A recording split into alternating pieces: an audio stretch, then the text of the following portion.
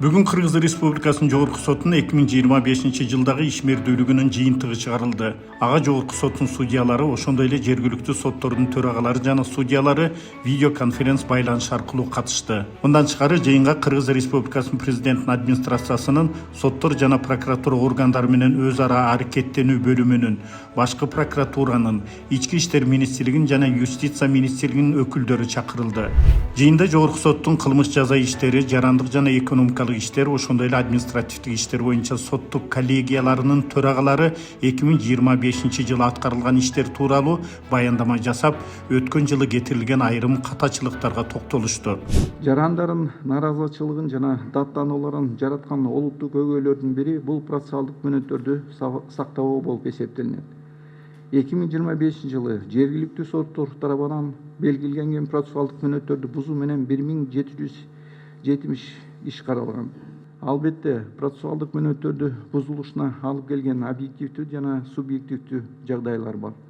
Алардын катарында сот процессин катышууларын процессуалдык укуктары менен кыянаттык менен пайдаланып, өз милдеттерин так аткарбай жаткан учурларды келтирсек болот. Ошону менен бирге айрым учурларда судьялар соттук отурумдарга начар даярдыктары дагы ага себеп болуп жатканын жашырууга болбойт. Иштердин кароосунун айлап, жылдап негизсиз созулушун жарандардын нааразычылыктарына же негиздүү сындарына алып келет. Ушуга байланыштуу жергиликтүү соттордун төрагалары ушул көйгөйлүү маселеге өзгөчө көңүл буруусу зарыл. Ошондой эле пленумдун катчысы Жогорку соттун судьясы Турсункүл Чаргынова пленумдун өткөн жылдагы ишмердүүлүгү тууралуу маалымат берди. 2025-жыл өзгөчө жыл болду ушу пленумдун токтомдорун кабыл алуу багытында. 1991-жылдан бери кабыл алынган токтомдор бүгүнкүгө чейин иштеп келгенде, бирок алар өзүнүн актуалдыгын жоготуп койгон. Анткени канча мыйзамдар кабыл алып атат, канча кодекстерге өзгөртүү, канча кодекстер жагын кабыл алып атат. Анан ошо дал келбеген токтомдордун баарын карап чыгып, ошондо 15 токтом күчүн жоготту деп табылды. 24 токтомго толуктоолор өзгөртүүлөр киргизилди. Кээ бирөөлөрүндө почти 50% өзгөртүүлөр киргизилди. Жаңы 7 токтом кабыл алынды. Ал эми судьялар кеңешинин төрайымы Жогорку соттун судьясы Аида Сайдахматова судьялар кеңешинин аткарган иштери боюнча баяндама жасады. Процессуалдык нормаларды бузуу тууралуу көп арыздар келип түшөт да. Ыйгарым укук жок болгон үчүн алар кайра кайтарылып берип атат. Эгерде олуттуу бузуулар болсо, ал боюнча чара көрүлүп атат тартип комиссиясы тарабынан. Жыйындын жүрүшүндө Жогорку соттун төрагасы Медирбек Сатыев аймактарга жасалган жумушчу сапардын жыйынтыгы тууралуу айтып, жергиликтүү соттордун ишмердүүлүгүндө бир катар олуттуу көйгөйлөр аныкталгандыгын билдирди.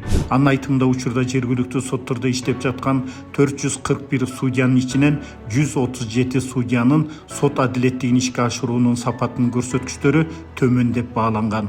Бул жалпы судьялар корпусунун 31%-ын түзөт.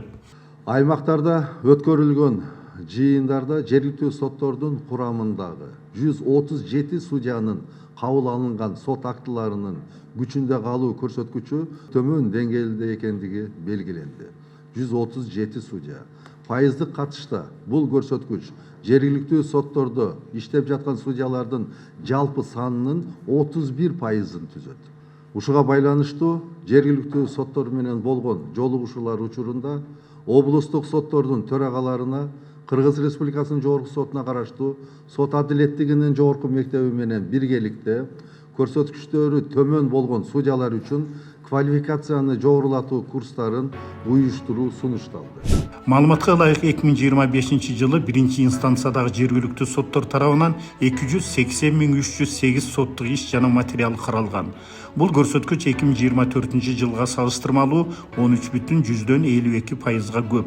Анын башкы себеби катары калктын санынын өсүшү, жарандардын укуктук сабаттуулугунун жогорулашы жана сот системасына болгон ишенимдин бекемделиши белгиленди. Талкуу учурунда бирдиктүү сот практикасын камсыз кылуу деңгээли жетишсиз экени айтылып, бул багытта ишти күчөтүү талабы коюлду. Мындан тышкары сотторго кайрылган жарандар менен байланышты күчөтүү максатында 1 жыл мурда киргизилген QR-код аркылуу кайтарым байланыш механизми жакшы натыйжа берип жаткандыгы айтылды. Атайын комиссия түзүлгөн.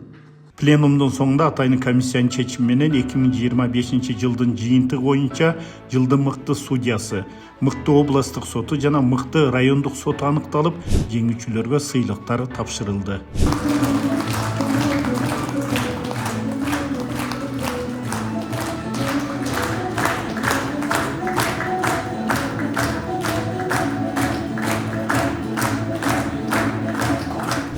Жалал Абад областық соту ең мыкты деп табылыптыр.